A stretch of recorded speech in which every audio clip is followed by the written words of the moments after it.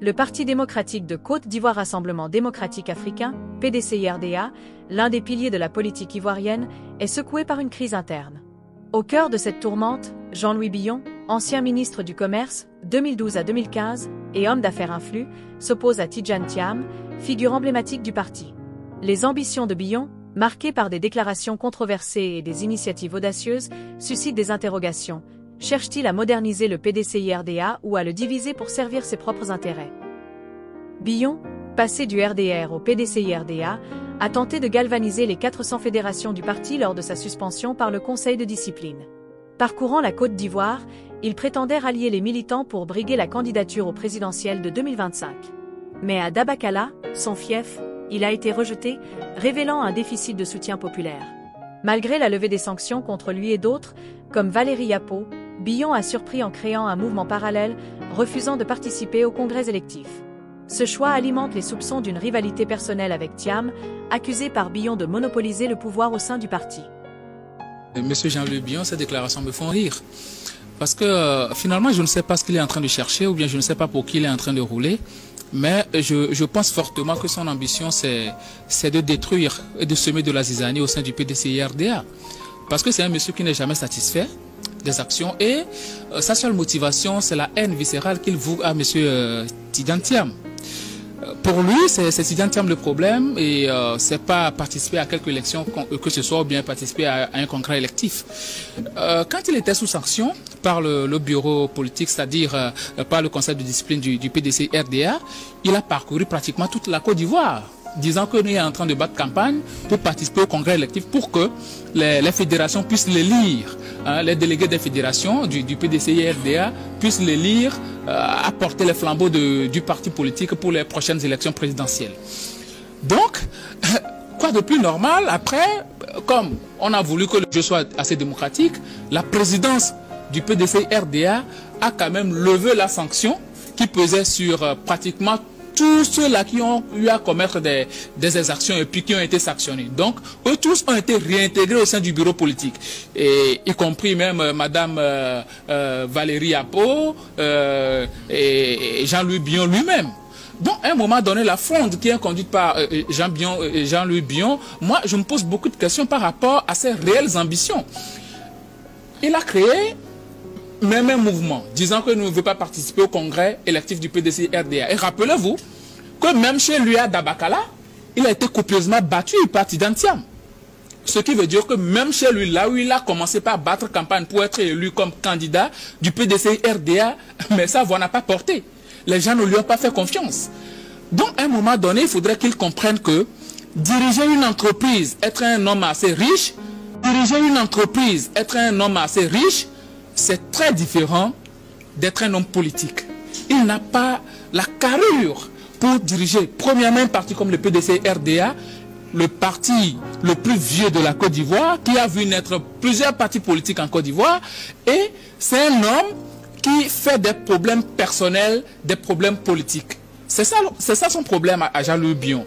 Donc, à un moment donné, j'aurais voulu qu'il participe même à ce congrès-là, mais heureusement qu'il a vu l'humiliation que les délégués du PDCI, des fédérations du PDCI-RDA allaient lui faire, et puis il a refusé de participer. Mais au même moment, tu crées un mouvement. Je pense que les dirigeants du PDCI aujourd'hui doivent se rendre à l'évidence et puis l'exclure tout simplement du parti. Jean-Louis Billon, il a été ministre du Commerce de 2012 en 2015, ce qui est d'ailleurs anormal parce que un businessman ne peut pas être ministre, il y a un conflit d'intérêts, mais il n'a pas trouvé ça mal. Hein. Après, il est parti du RDR avant de rejoindre le PDCI-RDA. Mais comparativement à Tidjane Thiam, qui a fait pratiquement toutes ses armes politiques au PDCI-RDA, tout ce qu'on lui reproche aujourd'hui, c'est que bon, il est parti dans un autre pays, ça fait pratiquement plus de 20 ans avant qu'il ne revienne. Mais où est le problème si tu quittes ton pays pour aller dans un autre pays pour travailler pour ton pays encore? Alors, il estime qu'il s'est battu pour que le PDCI-RDA reste fort, pour que la force reste donc à son parti, pour que le parti existe et pour que le parti ne soit pas phagocyté justement par le RHDP et qu'aujourd'hui, cette manière cavalière d'organiser les choses, indirectement, c'est une manière pour le mettre de côté et que ce n'était pas la bonne manière. Est-ce que quelque part, il n'a pas raison? Non, il n'a pas du tout raison. Vous savez, Monsieur Billon, il n'a plus d'arguments. Il n'a plus véritablement d'arguments parce que quand tu dis que tu as travaillé pour que le parti soit aujourd'hui bien établi et tout, le PDCRDA a toujours existé. Il veut mettre de côté la lutte de Henri Konan Bédié. Il veut mettre de côté la lutte de leur père fondateur, monsieur le regretté Houphouët-Boigny. Mais ce sont ces gens-là qui ont travaillé. Les Brédoumi et autres, là, ils ont véritablement travaillé.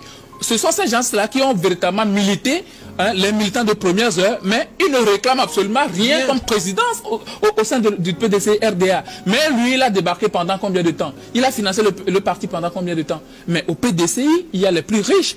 Quand on parle de congrès, mais pour participer au congrès au PDC-RDA, avant c'était 50 millions, c'est maintenant que c'est rabaissé à 30 millions. Ça veut dire que c'est un parti très bien organisé. On parle de 400 fédérations. C'est pas n'importe qui.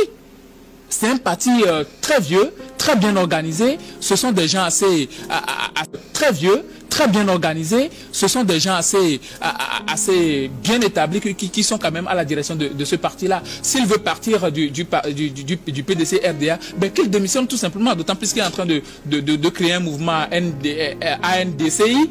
Ben, qu'il fasse cela constitue un parti politique et qu'il participe à ces élections. Je l'écoutais d'ailleurs hier sur un média où il disait que il a été la première personne depuis 2022 à dire qu'il participerait aux élections présidentielles de 2025.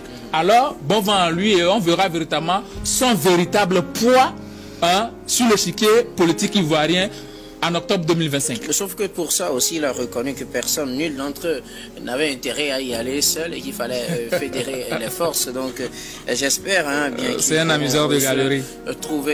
Se retrouver et discuter, trouver un consensus entre eux pour porter la candidature du parti aux prochaines présidentielles en octobre prochain. Tidjane Thiam, fort de son engagement de longue date et de son retour après des années à l'international, incarne l'héritage des fondateurs du PDCI-RDA, comme Henri Konan Bédié et Houphouët-Boigny.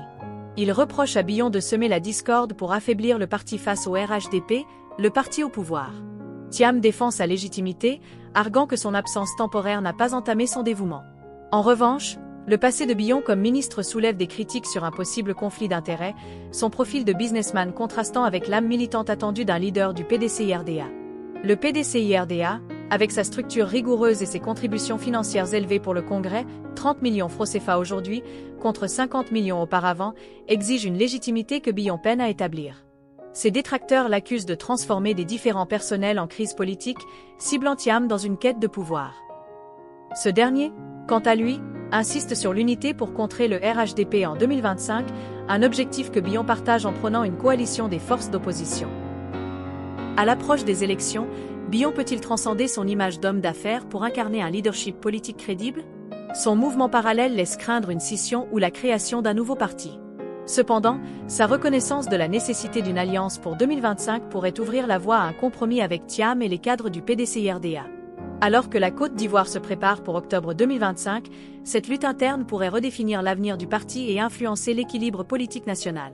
Le PDCI-RDA, riche de son histoire, doit choisir entre la stabilité de Thiam et l'audace controversée de Billon.